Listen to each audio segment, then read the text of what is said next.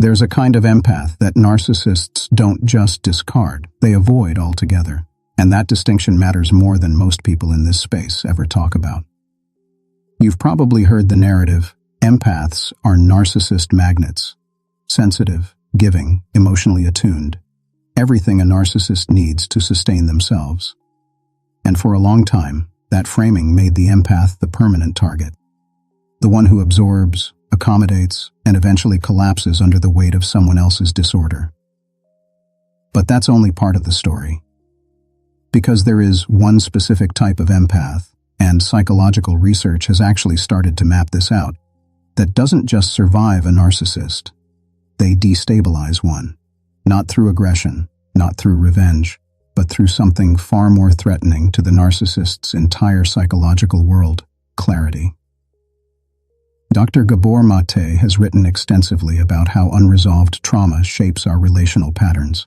What he and other trauma researchers have found is that the most dangerous person to a narcissist isn't someone who fights back.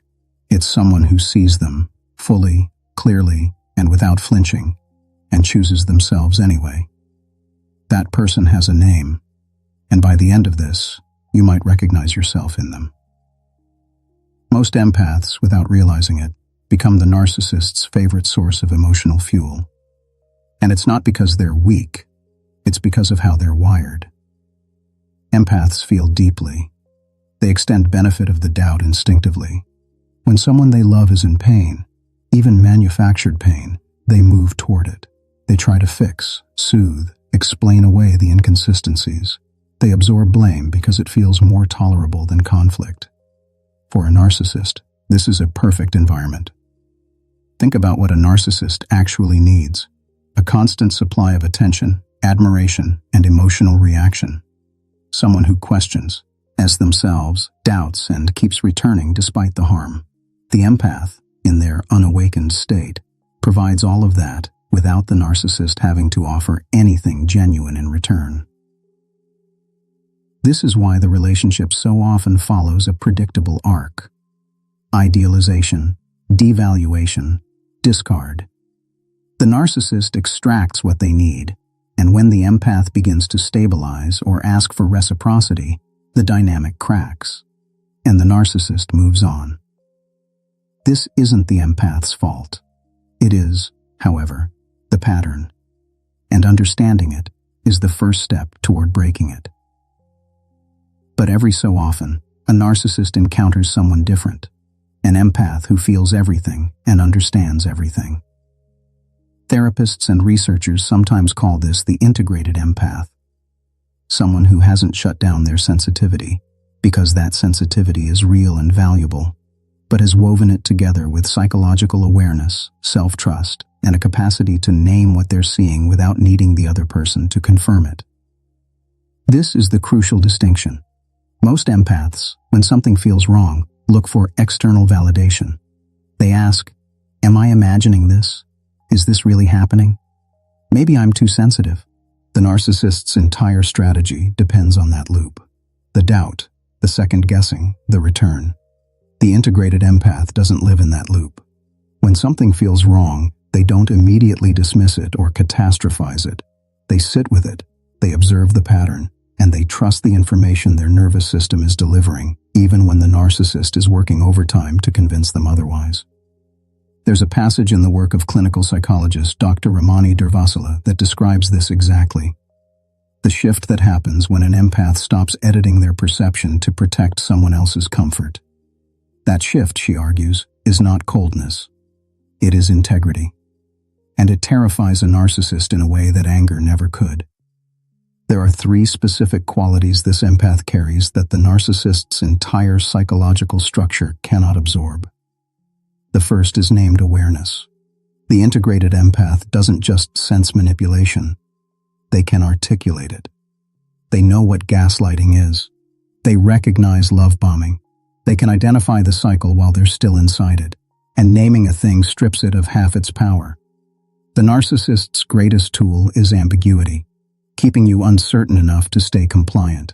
Someone who can name the game cannot be played by it as easily. The second quality is emotional non-reactivity under pressure. This doesn't mean the integrated empath doesn't feel. They feel enormously, but they've learned, often through painful trial and error, that responding from a triggered state gives the narcissist exactly what they want. Reaction is fuel. Calm, grounded clarity is not. And the third quality, perhaps the most destabilizing of all, is self-referential worth. This empath has stopped deriving their value from the narcissist's approval. Somewhere along the way, through therapy, through reading, through the quiet work of rebuilding themselves after devastation, they internalized a sense of worth that doesn't require external confirmation. And a narcissist without leverage is a narcissist without power. When a narcissist meets this kind of person, something shifts in them, and not quietly. At first, they try the usual tactics: love bombing, future faking, the carefully constructed vulnerability designed to trigger the empath's instinct to rescue. But the integrated empath sees it. They feel the pull because they are still an empath. The compassion doesn't disappear, but they don't act on it automatically. They pause. They watch. They wait for behavior to match words. And when it doesn't, they disengage. Not with a dramatic confrontation, not with a list of grievances. They simply, quietly, stop being available. For the narcissist, this is incomprehensible. Their entire relational model depends on being able to pull people back. Guilt, intermittent reinforcement, manufactured crisis. These are the levers. But none of them work on someone who has already decided their peace matters more than the narcissist's comfort. Carl Jung described the shadow self as the part of us we refuse to examine. A narcissist's deepest fear is being truly seen and found to be hollow. The integrated empath sees them and walks away. That is the thing they cannot recover from. Here's the truth that changes everything. This isn't a personality type you're born with or without. It's something that's built, usually through exactly the kind of pain you've already lived through.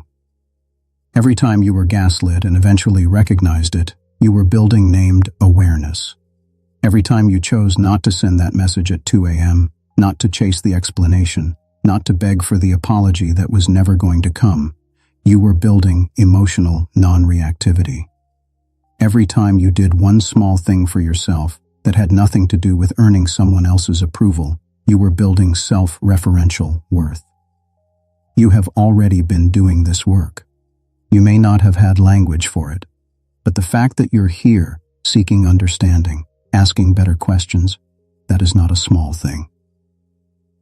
Psychological research on post-traumatic growth, and this is a real documented phenomenon, not just a comforting idea, consistently shows that people who have survived relational trauma and actively processed it develop a depth of emotional intelligence that most people never access. You are not damaged goods. You are someone being forged into something that a narcissist has every reason to fear. You've already survived the thing that was supposed to break you. That's not a small detail. That's the whole point. The empath who terrifies a narcissist isn't someone who became cold or hard or closed off. They're someone who went through the fire and came out of it knowing exactly who they are, knowing what they feel, knowing what they will and won't accept, and holding that knowledge so quietly, so steadily, that no amount of manipulation can shake it loose. That person may already be you, still in the process of becoming, but unmistakably on the way. You don't have to be PEs, effect at this. You don't have to never doubt yourself again. Integration isn't the absence of confusion. It's the ability to find your way back to yourself, even after you've been pulled away. The narcissist fears the empath who knows that, who lives that. Go be that person. You're closer than you think.